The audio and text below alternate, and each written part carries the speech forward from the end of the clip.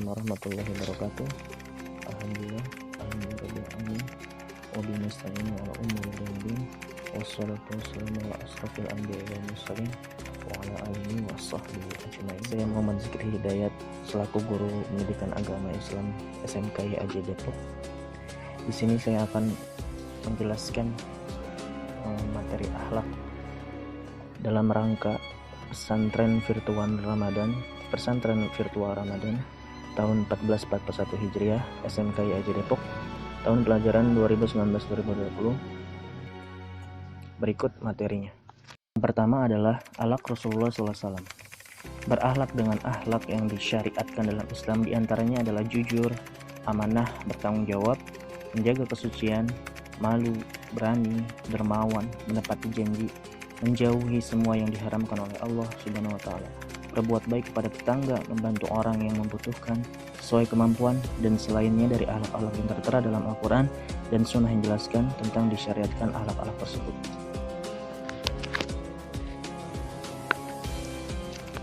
Kemudian, maka kedudukan akhlak dalam agama ini sangat tinggi sekali. Bahkan Nabi kita Shallallahu Alaihi Wasallam ketika ditanya tentang apa yang paling banyak memasukkan seseorang ke dalam surga, beliau mengatakan, Inna min ahibbakum ilayya wa aqrabikum minni majlisan yaumal qiyamati ahsankum akhlaqan. Sesungguhnya di antara orang-orang yang paling aku cintai dan paling dekat tempat duduknya pada hari kiamat denganku yaitu orang-orang yang paling baik akhlaknya. Nah, dari hadis ini kita bisa belajar bahwa barang siapa yang berbuat baik akhlaknya, maka Rasulullah pun akan menyukainya, dan insya Allah kita mendapatkan syafaat untuk bisa masuk ke dalam surganya, insya Allah. Amin, amin ya rabbal alamin. Kemudian suatu ketika Ummul Mukmin Aisyah radhiyallahu anha ditanya oleh Sa'ad bin Hisham bin Amir tentang akhlak Rasulullah, ia menjawab, khuluqul Al-Quran, akhlak beliau adalah Al-Quran. Tidaklah engkau membaca firman Allah, sungguh engkau berbudi pekerti yang agung, bahwa apa saja yang diperintah Al-Quran pasti beliau melakukan, dan apa saja yang dilarang Al-Quran beliau tinggalkan. Selain memang Allah SWT telah menciptakan beliau dengan sebaik-baik tabiat dan akhlak seperti rasa malu, dermawan, berani, pemaaf, sangat sabar, dan lainnya sebagai perangai yang baik. Keindahan akhlak ini tampak dari diri beliau, baik dengan istri, dalam rumah tangga, sanak famili, sahabat, masyarakat, negara, bahkan dengan musuhnya. Tidak heran masyarakat Quraisy dikenal paganis, menyembah berhala, sudah pernah memberi gelar kepada Muhammad dengan Al-Amin, karena pada diri beliau melekat 4 sifat perjiyadus sidik, amanah, fatonah, dan tablik. Dari keempat sifat tersebut, Rasulullah telah meraih kesuksesan gemilang baik dalam urusan dunia maupun ukhrawi. Dari kutipan ini kita bisa belajar bahwa akhlak Rasulullah benar-benar sangat mulia. Ada sebuah cerita ketika Rasulullah dikejar oleh suku Quraisy, dilemparnya dengan batu-batu hingga giginya berdarah. Tetapi kemudian ketika yang melemparnya itu sakit, beliau malah menjenguknya seakan tidak ada dendam yang tersirat. Kita bisa belajar dari akhlak Rasulullah ini, sangat-sangatlah mulia.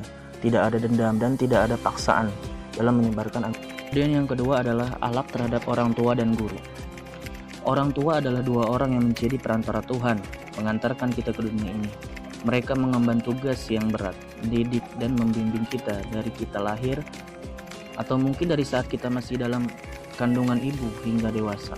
Mereka selalu mengupayakan yang terbaik untuk anak-anaknya, bahkan harus lebih baik dari orang tuanya. Orang tua mau bersusah payah dan mengorbankan kesenangan mereka demi kebahagiaan anak-anaknya. Kemudian seorang guru kepada muridnya. Murid adalah orang yang sedang belajar dan menuntut ilmu kepada seorang guru, demi untuk keberkahan dan kemudahan dalam meraih dan mengamalkan ilmu atau pengetahuan yang telah diperoleh dari seorang guru. Maka seorang murid haruslah memiliki akhlak atau etika yang benar terhadap gurunya. Bagaimanapun juga, guru merupakan orang tua kedua kita setelah orang tua kita yang ada di rumah. Mereka adalah orang tua kita saat kita berada di luar rumah. Jadi, sebagaimana kita menghormati orang tua kandung kita, maka kita pun harus menghormati guru kita. Ya, dari penjelasan ini kita bisa simpulkan bahwa guru dan orang tua itu memiliki derajat yang sama, dan kita sebagai anak atau murid sudah selayaknya menghormati, karena ada sebuah hadis ya mengatakan ridho Allah tergantung ridho orang tua. Maka kalau orang tua tidak ridho, Allah pun tidak ridho kepada kita. Maka kita sebagai seorang anak harus selalu patuh dan selalu meminta ridho terhadap orang tua dalam segala segi kehidupan. Kemudian juga guru, kita harus menghormati beliau,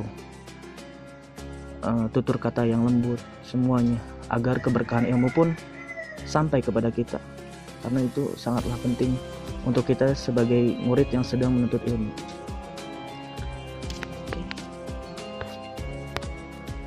Kemudian beberapa contoh akhlak kepada orang tua dan guru. Berikut akhlak kepada orang tua. Yang satu, bertutur kata yang baik, bersikap sopan, ringan tangan, membantu. Kemudian bersikap sabar dan menahan marah, tidak menyia-nyiakan kerja keras orang tua, merawat mereka saat usia semakin rentah. Kemudian beberapa contoh akhlak kepada guru, hormat kepada guru, mengikuti pendapat dan petunjuknya. Kemudian memberi salam terlebih dahulu kepada guru apabila menghadap atau berjumpa dengan beliau. Ketiga, memandang gurunya dengan keagungan dan meyakini bahwa gurunya itu memiliki derajat kesempurnaan, sebab hal itu lebih memudahkan untuk mengambil manfaat darinya. Dari sini kita bisa simpulkan bahwa akhlak kepada orang tua dan akhlak kepada guru merupakan suatu hal penting dalam kehidupan, agar kehidupan kita berjalan dengan atas ridho Allah dan ridho orang tua dan ridho seorang guru. Dengan begitu kehidupan kita akan mudah dan insya Allah membawa keberkahan bagi orang lain. Mungkin ini hanya beberapa contoh dari akhlak kepada orang tua dan kepada guru. Masih banyak contoh-contoh akhlak yang baik kepada orang tua. Kemudian yang ketiga adalah seharusnya akhlak seorang muslim. Adab, etika, dan akhlak budi pekerti adalah dua hal yang sangat penting dalam kehidupan manusia. Oleh karena itu, Islam menaruh perhatian yang sangat tinggi akan dua hal ini. Tidak mengherankan jika para ulama dahulu menasihati para penuntut ilmu untuk belajar adab sebelum belajar yang lainnya. Seorang muslim hendaknya selalu menjaga adab dan menghiasi dirinya dengan akhlak yang mulia. Dalam berinteraksi dengan siapapun, akhlak yang mulia menjadi tolak ukur kebaikan seseorang. Saat ditanya tentang amalan yang paling banyak menyebabkan masuk surga, Rasulullah SAW menjawab ketakwaan pada Allah dan akhlak yang baik. Hadis riwayat Tirmizi nomor 204. Al-Albani mengatakan sanadnya hasan. Dari sini kita bisa belajar bahwa kedudukan ilmu dan adab adalah kedudukan yang paling tinggi adalah adab dan akhlak. Ketika seorang berilmu tanpa adab, mereka tidak akan ada gunanya dan dipandang tidak berilmu. Kenapa demikian? Karena tadi akhlak mulia menjadi tolak ukur kebaikan seseorang. Ketika dia mempunyai ilmu sedikit tapi adabnya mengikuti, insya Allah dia akan dimuliakan di masyarakat oleh orang banyak. Makanya ketika orang sudah berilmu haruslah beradab. Insya Allah ilmu itu akan bermanfaat. Kemudian seorang muslim haruslah berusaha selalu menjaga adab atau etika dirinya. Secara umum, kalau dilihat oleh objeknya, maka adab seorang muslim dibagi menjadi 4. Adab kepada Allah, adab kepada Rasulnya, kepada diri sendiri, dan adab terhadap makhluk yang lainnya. Akhlak yang mulia bentuknya sangat banyak sekali. Di antaranya akhlak terpuji yang harus dijaga seorang muslim adalah sabar, tawakal, ikhtiar, ihsar atau mendahulukan orang lain, adil, rahmah, penyayang, malu, ihsan, jujur, dan dermawan. Begitu banyak contoh-contoh akhlak terpuji di sini, dan kita insya Allah bisa mengaplikasikannya sedikit demi sedikit. Misalkan di sini ada ihsar, mendahulukan orang lain. Sudah tidak banyak orang seperti ini. Kenapa demikian? Karena kebanyakan orang sudah mementingkan dirinya sendiri, tidak peduli kepada orang lain. Alangkah baiknya dalam urusan tertentu kita mendahului orang lain, dan dalam urusan tertentu kita mendahulukan diri kita sendiri. Yang terakhir adalah mencintai sesama. Sungguh Allah Azza wa Jalla telah menjadikan walayah atau kedekatan dan kecintaan di antara kaum muslim. Oleh karena itu seorang mukmin harus mencintai saudaranya sesama mukmin dengan tulus dari dalam hatinya, karena hati-hati mereka sama-sama mencintai Allah, mencintai Rasulnya, dan tak tunduk pasrahnya kepadanya dengan mengikuti agama Islam. Allah Azza wa Jalla berfirman, wal mu'minuna wal mu'minati ba'duhum awliya'u ba'd. Dan orang-orang yang beriman, lelaki dan perempuan, sebagian mereka adalah menjadi wali penolong bagi sebagian yang lain. At-Taubah surat 9 ayat 71. Karena seorang mukmin mencintai saudaranya sesama mukmin, maka dia akan menolongnya dan membela kehormatannya. Dia tidak rela saudaranya dihinakan atau direndahkan. Jika saudaranya dihinakan, dia akan tampil membelanya. Karena ini merupakan konsekuensi kecintaan. Ya, mencintai sesama sangatlah penting. Karena kita adalah makhluk sosial. Apa yang maksud makhluk sosial itu? Sosial itu kita tidak bisa hidup sendiri. Kita pasti butuh kepada orang lain. Makanya kita tidak boleh seakan-akan hidup sendiri, egois, tidak peduli dengan orang lain, tidak peduli dengan orang sekitar. Haruslah kita tolong menolong. Karena ketika kita susah, siapa lagi yang menolong kita?